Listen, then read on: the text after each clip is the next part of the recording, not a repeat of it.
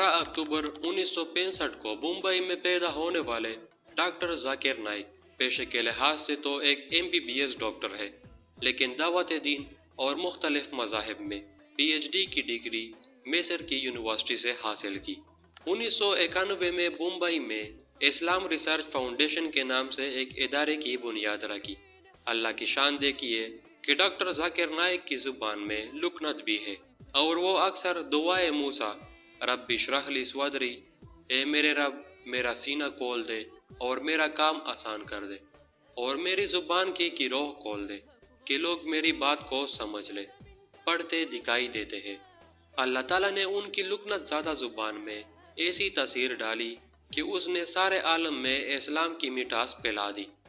20 साल में वो तमाम बड़े अज़मों के अक्सर मुल्कों में बड़े अवामी इज्तिमाआत से खिताब कर चुके हैं। 1 अप्रैल 2000 को अमेरिका में उनका ईसाइयों के नामी आलिम विलियम कैम्पबेल के साथ कई घंटे तवील मुनाज़रा सारी दुनिया की तवज्जो का मरकज़ बना था, जिसका उन्वान कुरान और बाइबल साइंस की रोशनी में था, जिसे एक अमेरिकी टीवी चैनल पर बराह रास्त दिखाया गया था, जिसके बाद कम से कम 34,000 लोगों ने फौरन इस्लाम कबूल कर लिया। उसके बाद हर जगह उन्हें तकाबिल अदियान का सबसे बड़ा माहिर समझा जाने लगा और हर जगह उन्हें दावत दीन के लिए बुलाया जाने लगा, जिससे भारत के इंतहा पसंद हिंदुओं को फिक्र लाहिक हुई कि वह भी लोग उनसे मुतासिर होकर इस्लाम कबूल करना शुरू थे। 21 जनवरी 2006 को भारत में हिंदुओं के सबसे बड़े आलिम रूई शंकर के साथ इनका इस्लाम में तसव्वुर खुदा और हिंदू मजहब के मौजू पर मुनाज़रा हुआ, तो उन्होंने शंकर को थोड़ी ही देर में बेबस कर दिया। ये मुनाज़रा देखकर कितने ही हिंदू मुसलमान हो गए। अगले साल यानी 2007 में उन्होंने मुंबई में सालाना 10 रोज़ा अमन कॉन्फ्रेंस का इनेकाद किया, जिसमें दुनिया भर से मुबल्लिगीन इस्लाम जो डॉक्टर जाकिर नाइक के साथी थे आना शुरू हुए।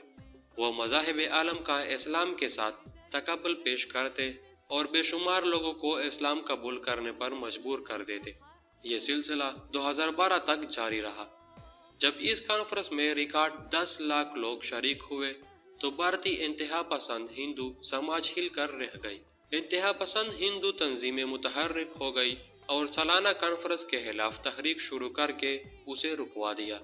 मगर डॉक्टर जाकिर नाइक की दावत का सिलसिला उनके पीस टीवी, वीडियो रिकॉर्डर, तहरीरों, इंटरनेट और गैर मुल्की दौरों के जरिए जारी रहा।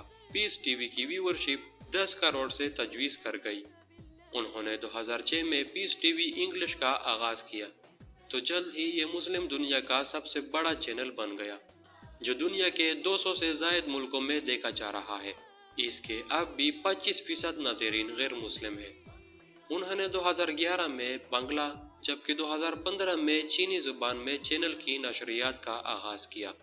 डॉक्टर जाकिर के लिए इससे पहले मुश्किल मरहला इस वक्त आया जब जून 2010 में उन्होंने कनाडा और बरतानिया के दौरे की तैयारी की, तो यहाँ मौजूद कैदियानी लॉबी ने हुकूमतों से शिकायत की कि ये मुबलिग कैदियानों और मुकामी हुकूमतों के लिए खतरा है।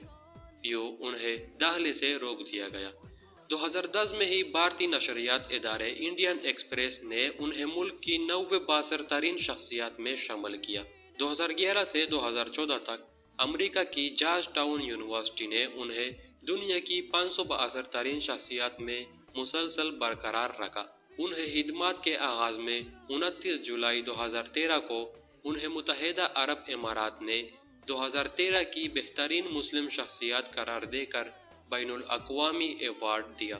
उन्हें मलेशिया का सबसे बड़ा अवार्ड शारजा अवार्ड और शाह फैसल अवार्ड मिल चुके हैं, मगर इनका असल अवार्ड ये है कि 2020 में अल जज़ीरा न्यूज़ के रिसर्च के मुताबिक 2016 से 2020 तक 11 लाख गैर मुस्लिम को मुसलमान बनाया।